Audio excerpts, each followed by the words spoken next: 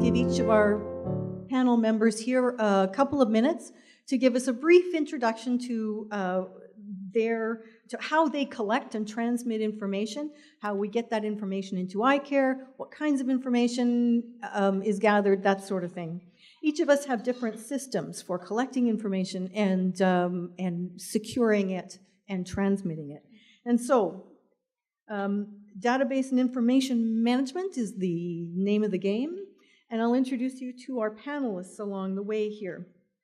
Shiraz Amiri is here from Ilvark in Calgary, and we'll tell you more about their stuff in a minute. And then Luigi Tumillo is here at Wellark in Winnipeg. Margarita Marion is from Lark in Edmonton. And Jackie, sorry, I just forgot who was there. Jackie Hutton is from the Lark in Saskatoon.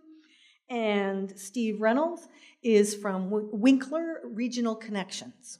So I'll give each of you about 2 or 3 minutes to tell us about your system of data management and database and information management. And then we'll allow you to ask some questions and see where we go from there. So, Shiraz, are you talked out or do you want to start next?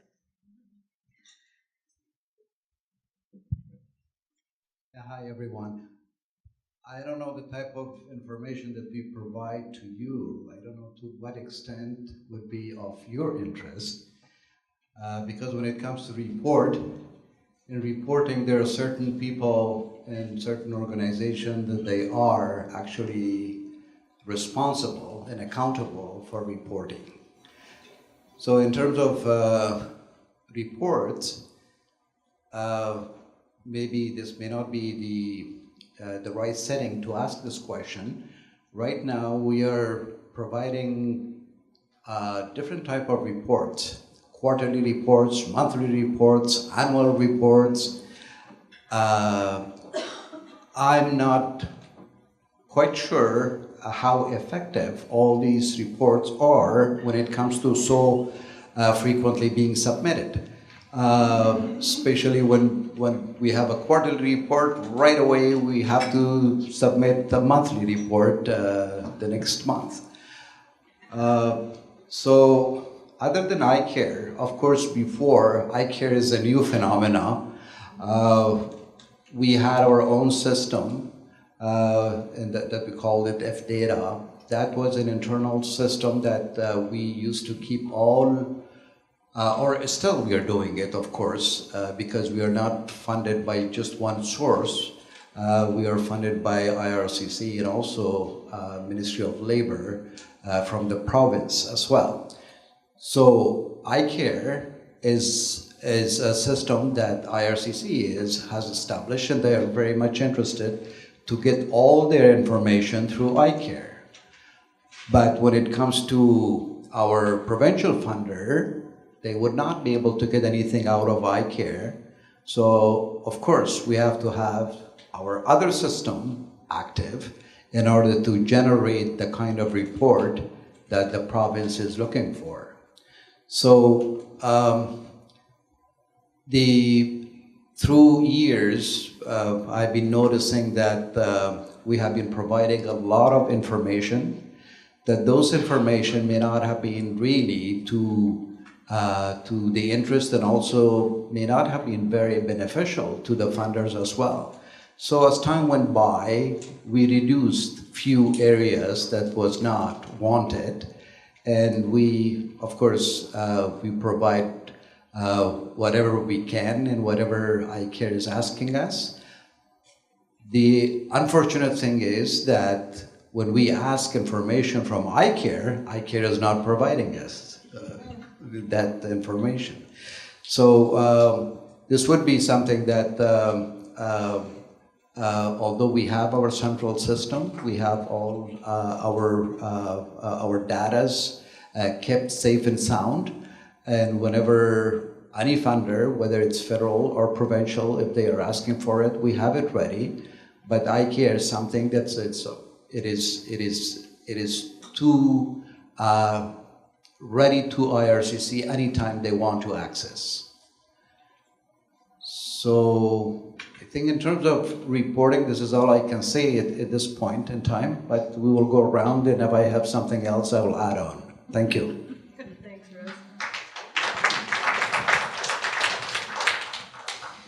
Good afternoon, everybody. So with regards to the data management system we use at WellArc, we've gone through three different data management systems in the time that I've been with WellArc. The first one we had was solely developed by the province, and we used that when they'd asked us to work with the province to do assessments. The second type of data management system we were using was web-based, which was good. It was fairly fast. We could collect different types of information, save it, and it was readily available to all our staff internally and to the province as well. But when we here in Manitoba became fully funded by IRCC, not the province, having a provincially funded database became a bit of a tricky situation. So in April of this year, we partnered with a company here in the city called iStudy to develop a data management system specific for us. With this new database, we're able to collect all of the same information we were able to collect before, but with the biggest difference between this database and the last one we were using is every time we need something changed or updated, or we need a new report that needs to be generated, we can ask them directly without having to go through any middleman to get approval and then have the change implemented. Now we can just have the change implemented right away, and whatever report we need, whatever piece of information we need to collect, we can do that quite quickly now. So no data management system, I think, is perfect, but ours is getting there. We've only been using this new data management system again since April of this year. One of the good things about this management system that we've implemented is we can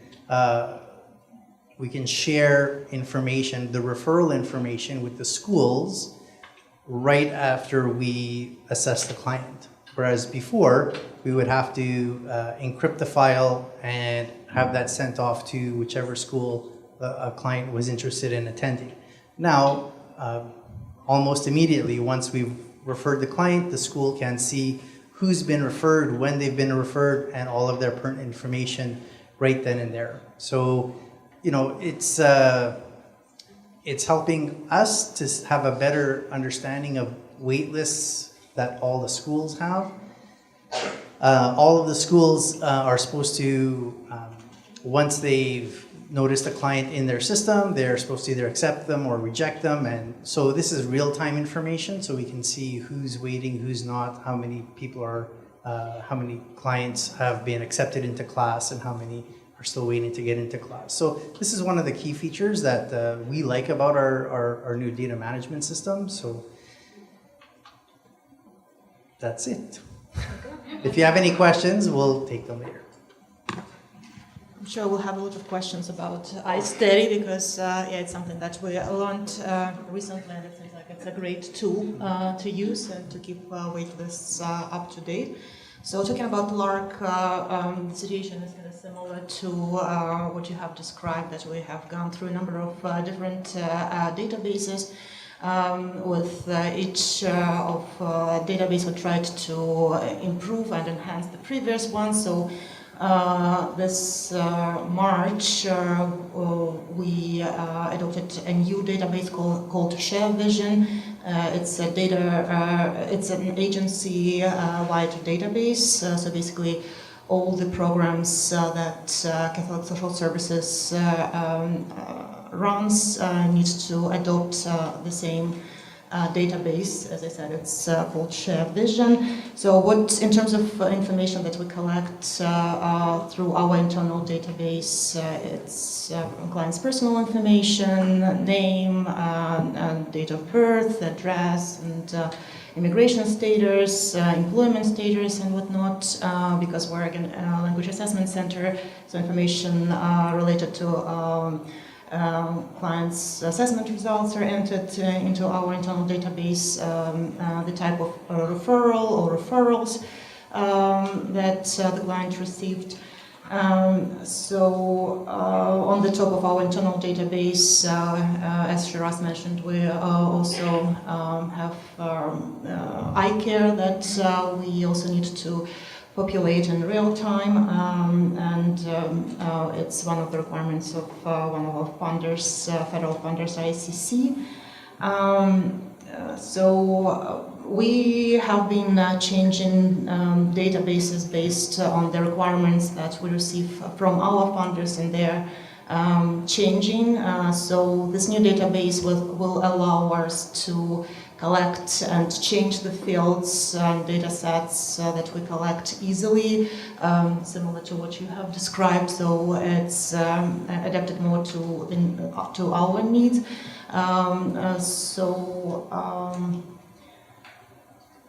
Anything else that I would like to add? I think that's pretty much it. So yes, we at LARC have two databases currently, internal and iCare.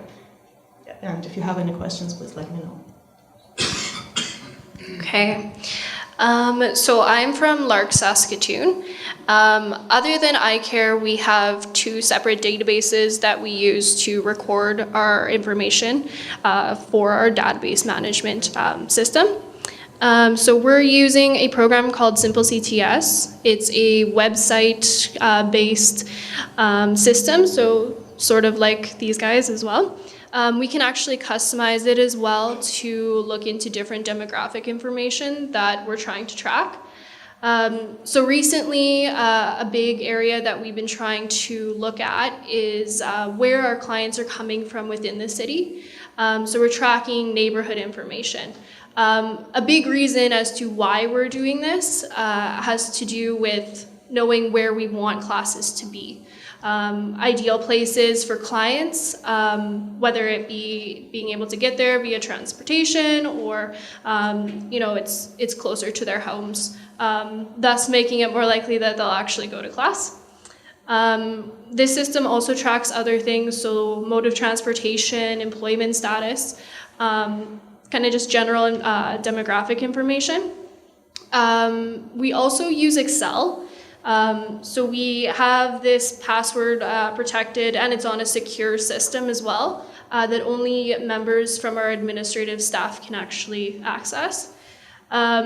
So on the Excel spreadsheet, the information that we're tracking includes client type, client need, client challenges, as well as some demographic information for SAISHA based on refugees, as well as referral without assessments.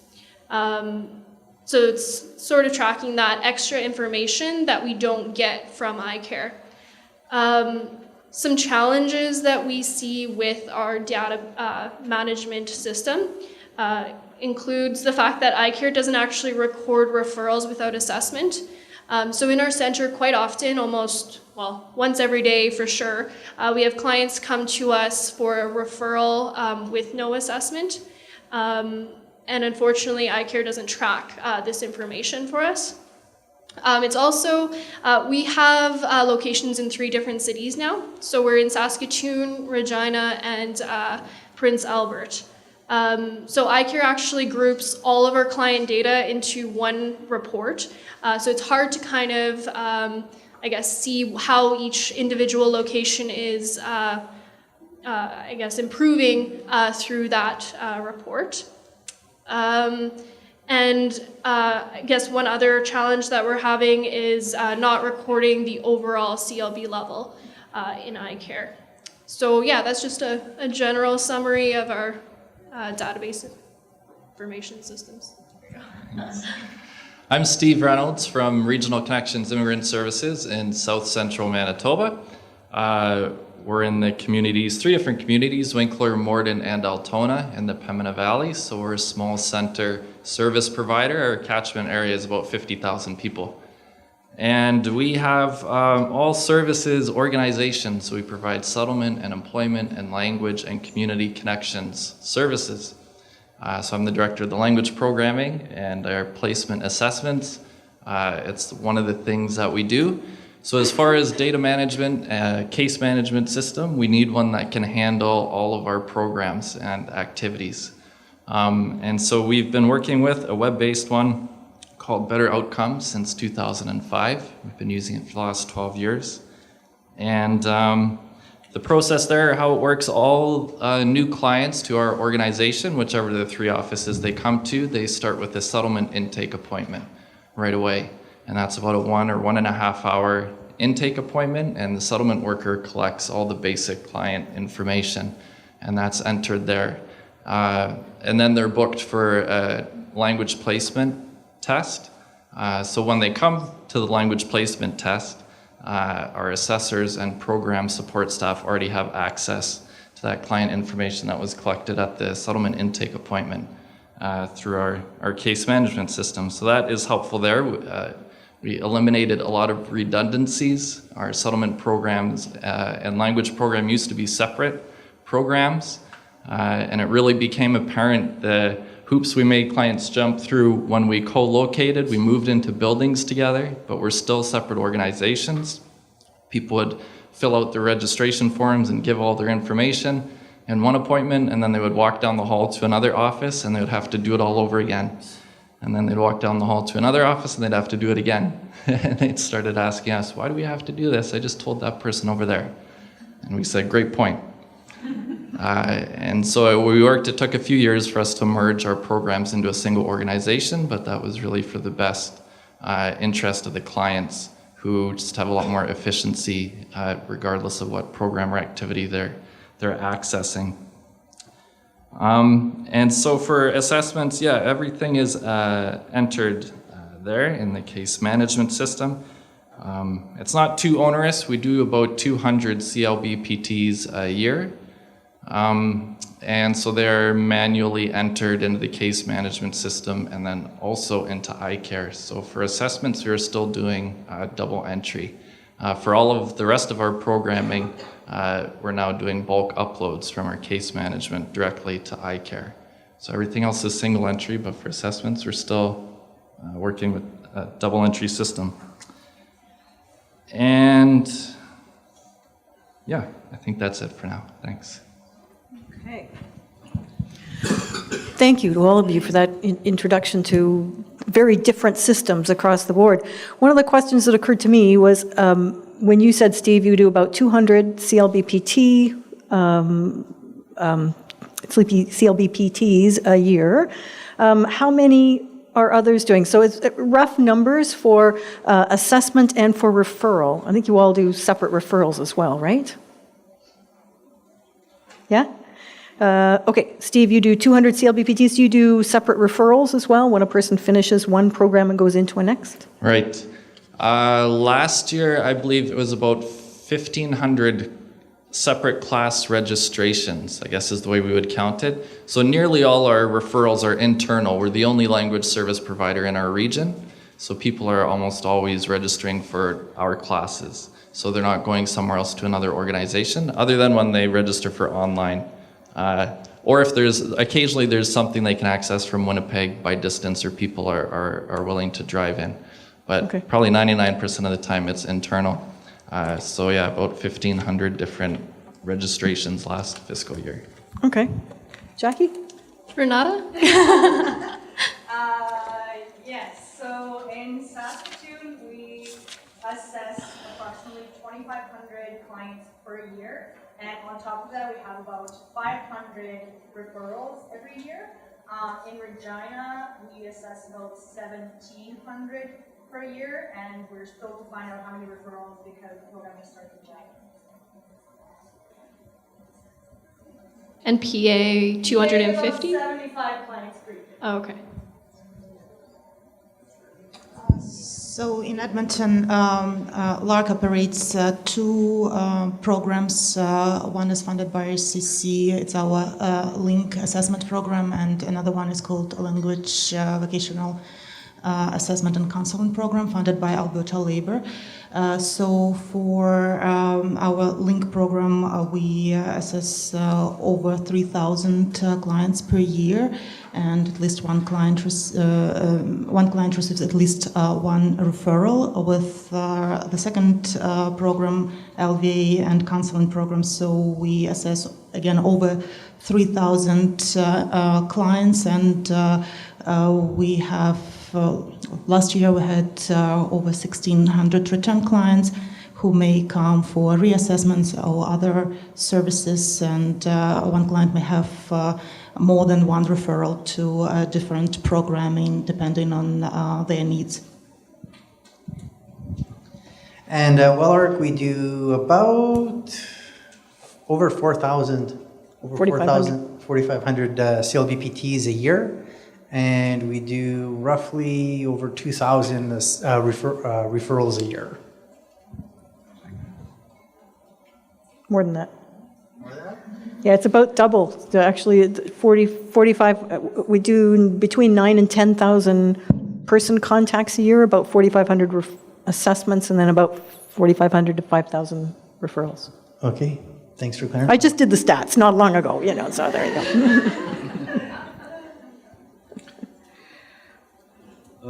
So we are providing different type of assessments. So CLBPT is not the only time. We're dealing with CLBA and CELBAN and ELTPA and all those the literacy, different type of literacy tests. So altogether, as it was mentioned, like LARC, we are having assessments for both federal government, the LINK program, and also for the language vocational assessment, which is the province. So altogether, last year, we were close to about 9,000 clients that we assessed. And so these clients are being, I don't have the chart to show you that how many of these clients are being assessed at PT, but I can tell you that most of our clients are being assessed with PT because you all know that it's a shorter version, and IRCC would like us to be efficient and to do as many assessments as possible, and that during our intake, we pretty much, this is one of our questions to our clients, that why are they doing this assessment? So if we know that it's just for no professional type of programs, then mostly APT is being applied. But a lot of other institutions that they are referring clients, they are actually asking for CLBA. And we do not quite understand. This was a question that whether this is part of their contract or agreement with the government, and CLBA is actually mentioned in the agreement, or this is something that they are just asking for it. So yeah, mostly ours are link geared, and they are PT. One thing we heard in our teleconference just a while ago, and we heard from Deborah as well from Luigi, this new data management system that they are getting into sounds quite interesting. My question was that whether this system is quite close to the one that they're having in Ontario. It's called is it CLARS or HEARTS? The HEARTS, or this is something different. It's something different, and I don't know. I'm not familiar with HEARTS or CLARS, so I can't tell you what the comparison would be.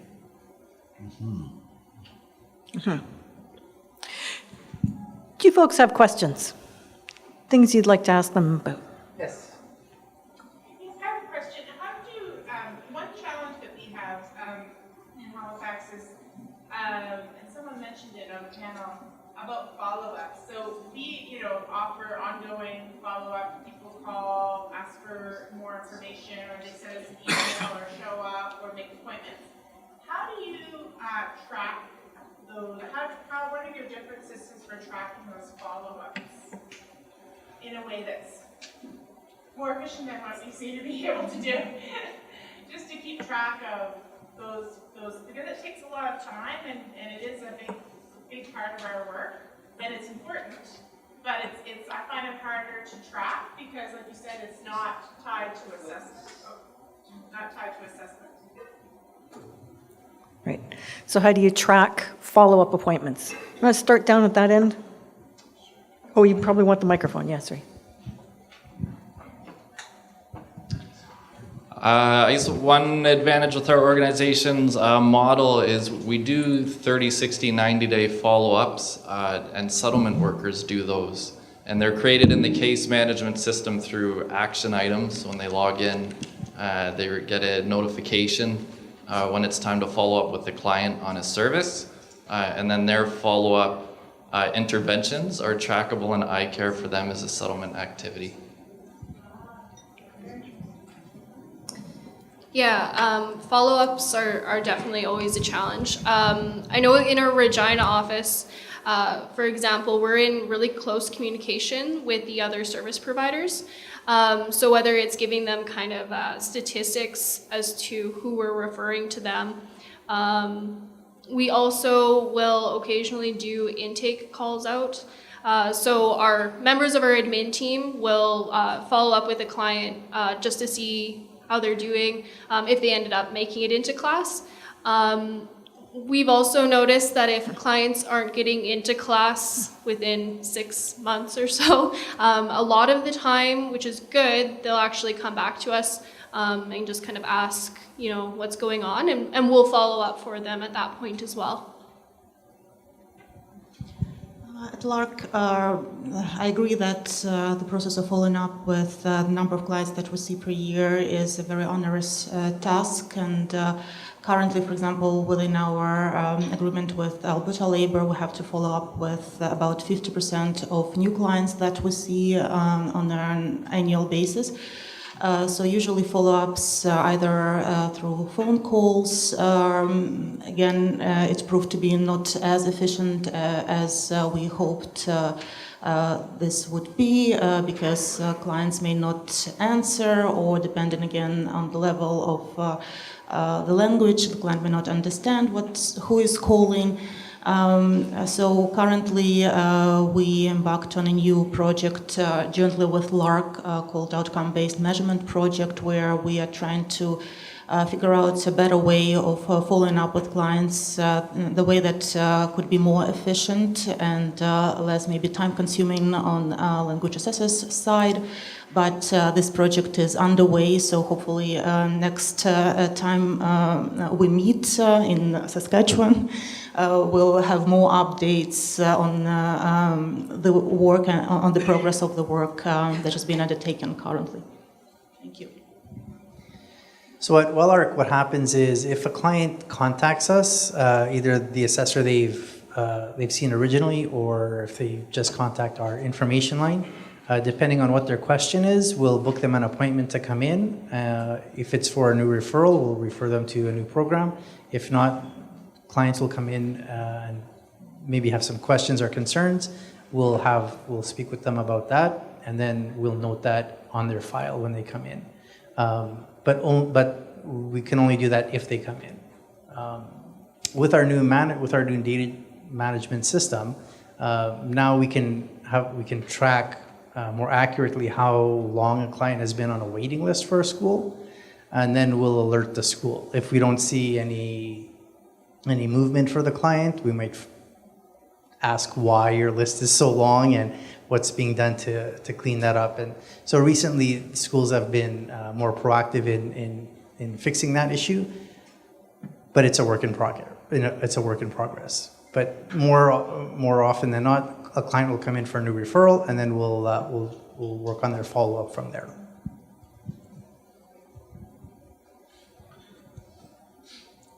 So yeah, this follow-up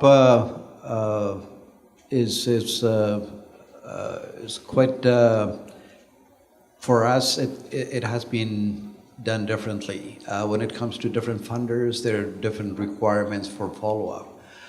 How do we follow up?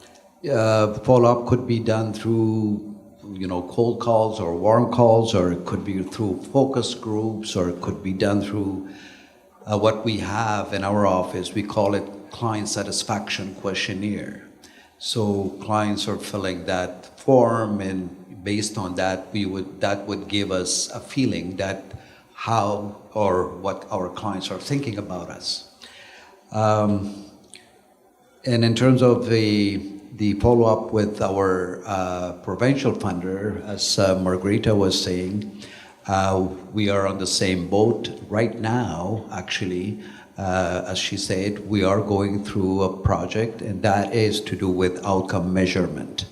And this is something that it would go on for a year, and we will see what we will get out of it. We are working actually with a consultant, and this would be something that would definitely relate to our follow-up scheme.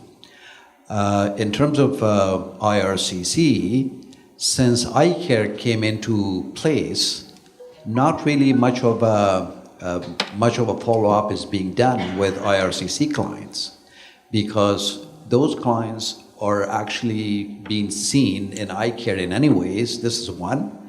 And number two, the wait list situation in different institutions was, as you all know, it was quite a bit of wait list, and it was so difficult, to follow up and see who is in class and who is not in class, who is on the waiting list.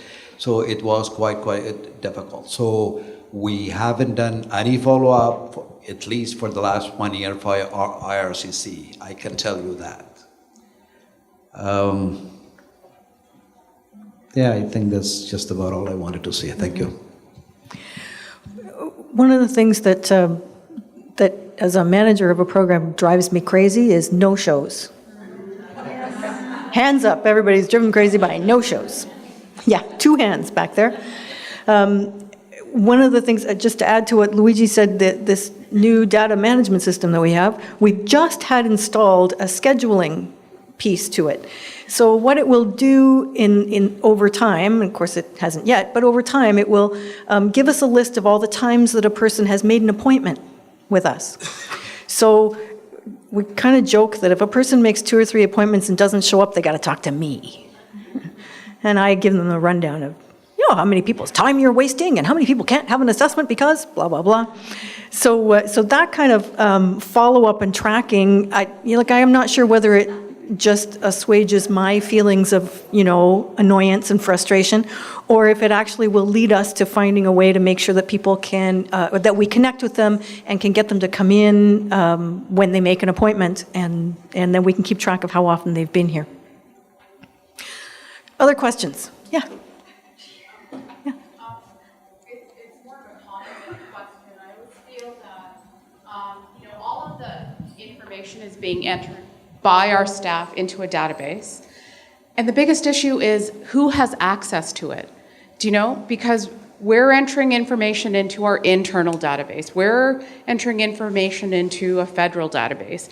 And if there was a way, I don't know what the legalities of it are, but if there was a way for people to have access to the information a little bit more easily, we wouldn't need to do multiple data entry information into separate databases. If we had a single database, all the information was being captured there, certain people could access it, it would make all of our lives so much easier. It would. Enough said. Yeah, Amrita. I just wanted to ask about I think, Regina, how you handle the information about where the neighborhood of where the client is coming from. And if I understood correctly, the reason was to figure out where they're coming from so the schools are in the correct place so that they're not taking, a long time to get there, and that could affect their attendance or even just wanting to join into a program. can you just elaborate on how that came to be? And can you tell us a little bit more about the link schools and so on? I'm just kind of interested in that piece of information. I think it's really important. Yeah, for sure. So yeah, we recently, maybe within the last like 3 or so months, I guess before the summer. Yeah, okay, since January. Yeah. So actually, yeah, both Saskatoon and Regina. We've been tracking neighborhoods or areas that clients are coming from. Our Saskatoon location actually just started a mapping system as well. So they're actually going in and looking at each client and kind of sort of pinning them on the map. And it's really cool. So when you kind of scroll out, you can see the areas that a lot of clients are coming from. And so in Saskatchewan, we have the Advisory Council.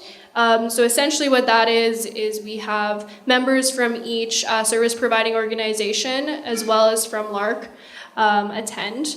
And we kind of get together, we talk about trends, things that we're noticing with clients as well. And so at that point, we could bring up, where we're noticing a lot of clients are living, and where the classes really should start to be opening. So yeah, I hope that kind of cleared it up a bit. Yeah, okay. Any other questions or comments?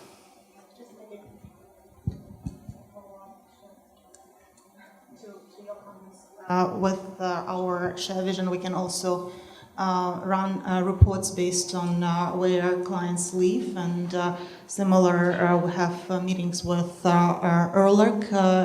It's our advisory committee meeting for link SPOs, where, for example, recently there was a concern that not enough literacy classes were available in the south side of Edmonton.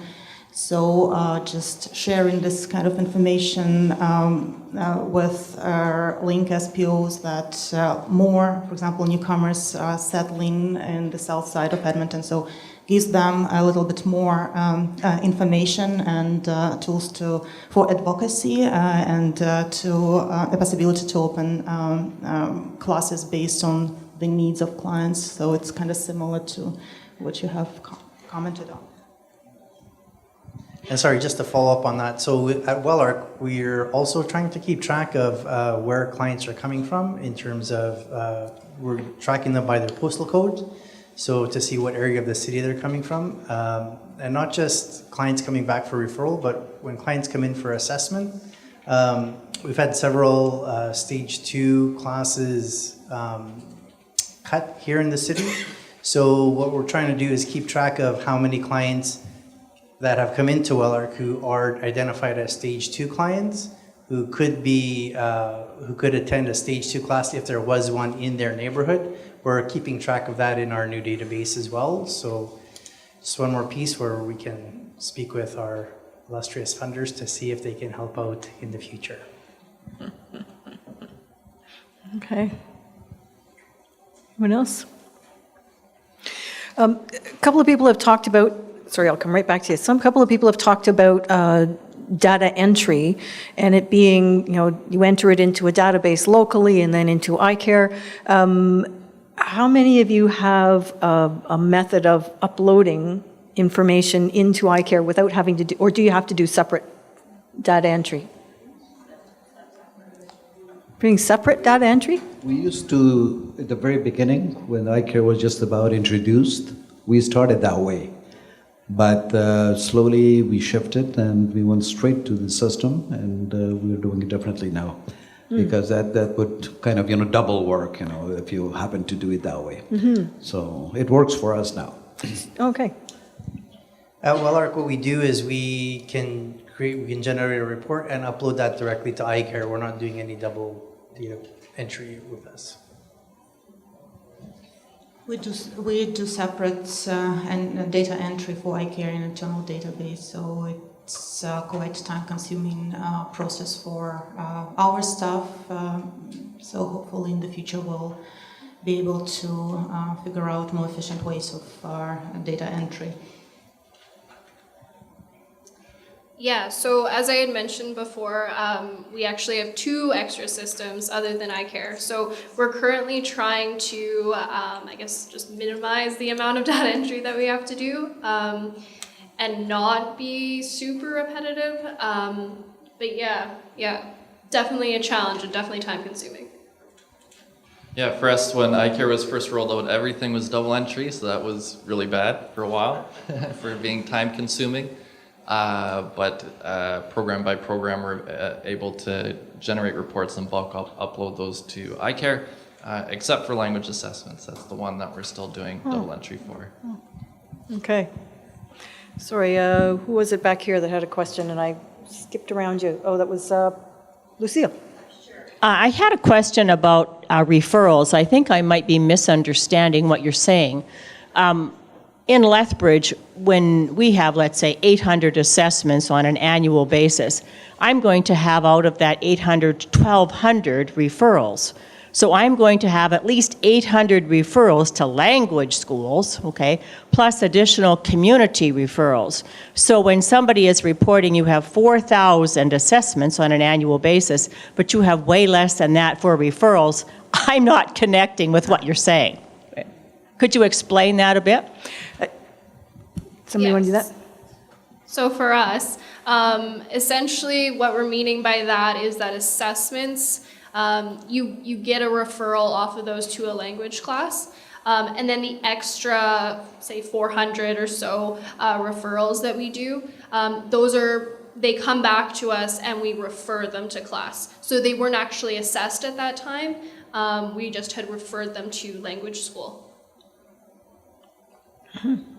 So it's like an extra referral. So everyone gets referred when they're assessed, but so if someone completes a program that only goes up to level 2, for example, and now they need to be referred to a new program, they bring in their report and their link certificate from the program they just finished, and we refer them on. So it's not a new assessment, it's a unique referral. Right, so in Lethbridge, the schools do that themselves. They Right. go from, in a smaller center, the schools would be doing that referral themselves, right? Once the client has reached level 3 or 4 in this school, then they're going to refer them on to the next school. They're doing their own assessment at the end, right? It's not necessary for the assessment center to get involved again, okay, with the client coming back, right? But when we have, in larger centers where there are more schools. Yes, and it may bring a little bit of a conflict of interest here if schools would be doing referral between themselves, although we know that there are a lot of options available back there.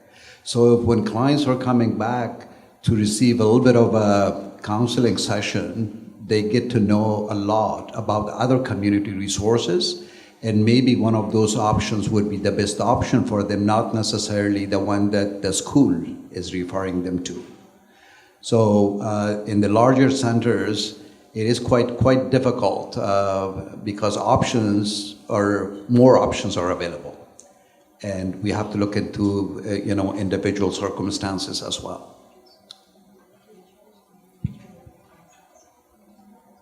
Okay.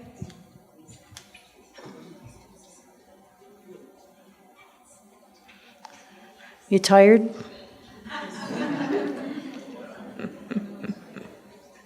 Yeah. Mm-hmm.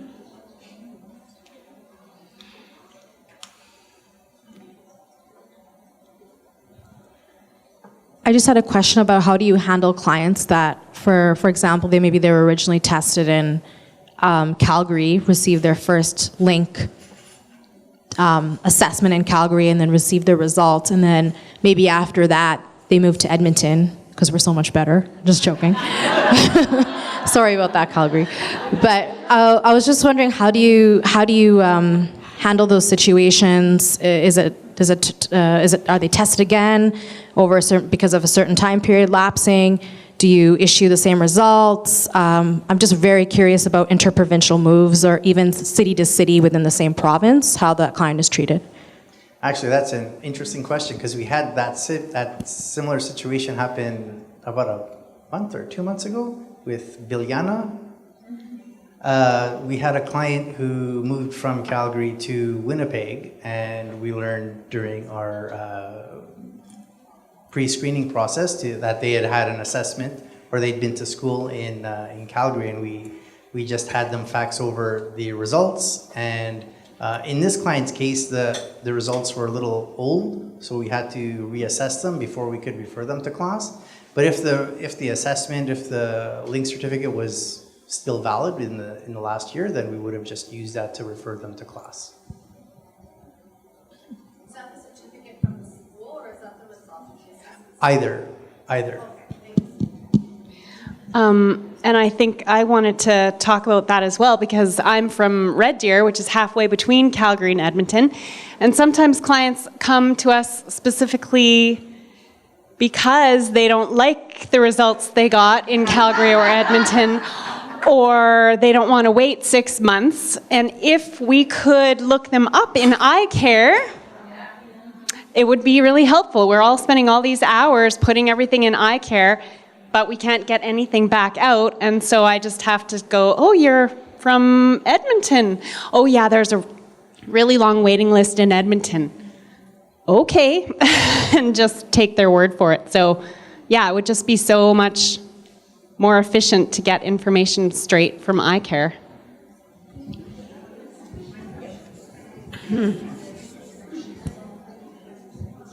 Any comments?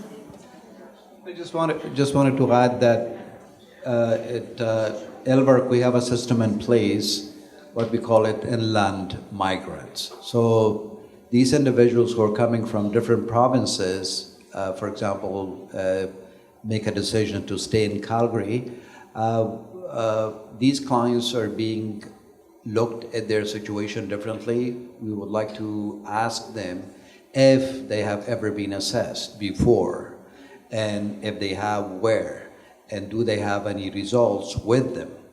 So of course the last results and institution that they have attended, it could be seen in iCare, but that's only the last one. But yes, we do make these inquiries, then accordingly they would qualify for reassessment or not. Because every individual who are coming to our center would not be granted a reassessment. And especially when at one point in time, when the economy was doing quite well in Calgary, we received lots of inland migrants. And if we hadn't gone through this process, we would have been in big trouble in terms of wait list. So we had to carefully look into those situations.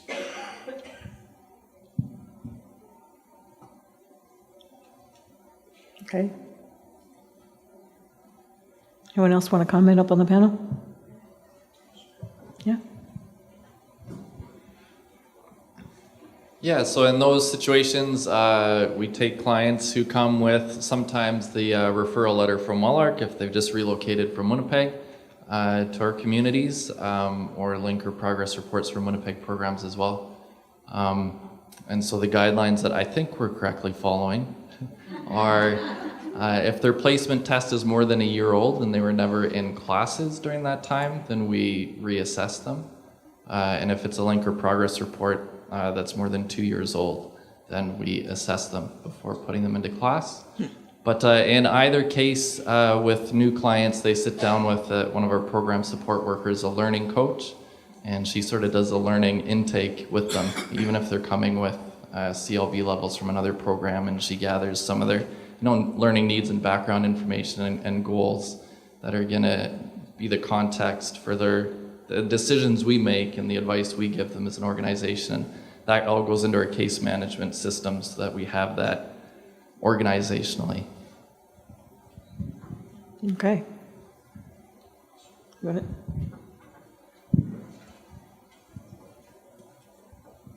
Just wanted to add one more thing in terms of reassessment. As much as I remember, I don't think if we have a really clear guideline, for example, from IRCC, to tell us in what circumstances are we able to reassess? We have it sporadic here and there. We have received instruction or guidance from our settlement officers. That is one thing, but in terms of reassessment, for example, I have not seen anything cut clear to say that, okay, clients after 1 year of an assessment would qualify for another assessment.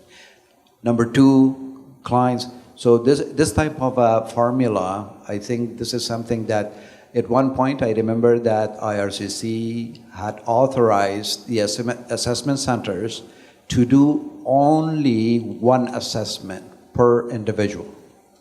No more assessments. They entitled for only one assessment. And then the rest of the assessments, it was all determined by the providers, and they were, eventually they were being passed on to ESL providers. But this is something that, a lot of time, a lot of assessors and counselors, they have used their own discretion in terms of reassessment of clients, which is not right.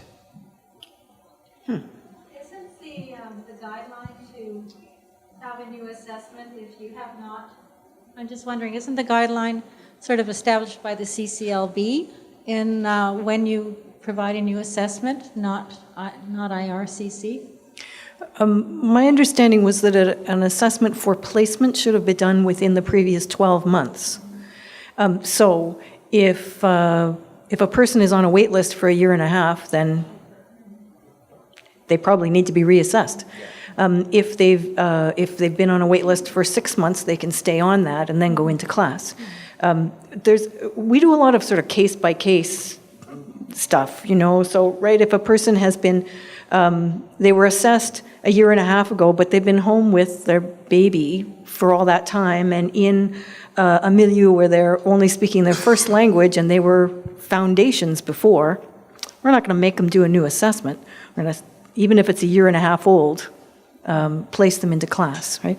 So it would depend a lot on, while it's supposed to be within 12 months, what's best for the client is often where I go to. Just to answer the question about inland migrants, so LARC follows pretty much the same processes in terms of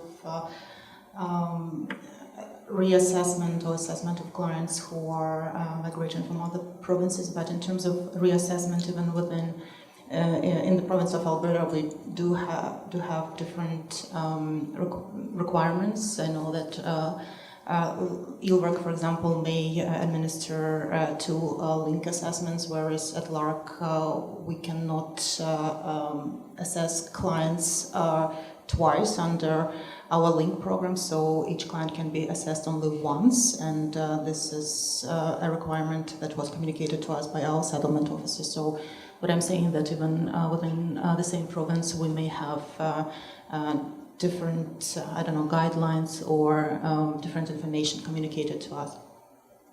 Thank you. Okay. Anyone else here have a comment or a question? Here's, yeah. Can I just clarify, did you say, oh, okay. Okay, I just want to clarify, did you say that a person only gets one assessment ever?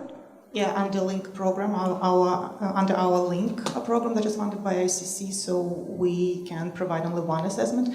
And if a person decides to come for reassessment, so this assessment will be covered by our provincial program, that is LVA and counseling program. Okay. So, but what I'm saying is that, for example, at ILWRC the situation is different, whereas the client can receive 2 assessments, as far as I understand, right, under LINK assessment program. Okay, so you're from Alberta, is it? Yes, it's okay. Edmonton. So Alberta has funded you. Yes. To a certain extent. Yes. Okay, yes. So you have 2 funders, so we 2 government we do funders. Have 2 programs. One is funded by ICC, another by Alberta Labor. But both programs are language assessment programs, right? So we do provide assessments under both programs, okay. LINK and LVE. Yeah. Okay, thank you. Any other burning question? I just want to ask you, maybe as a kind of, wrap up, how happy are you? On a scale of 1 to 10, no. How happy are you with your current data management system or systems, given that there are more than one for some of you? And if you had your druthers, what would be a perfect outcome? Oh, they're all racing for the microphone. Look at that. I'm happy, but maybe my funder is not happy. Because I'm happy because whatever I would like to generate from my system, it happens.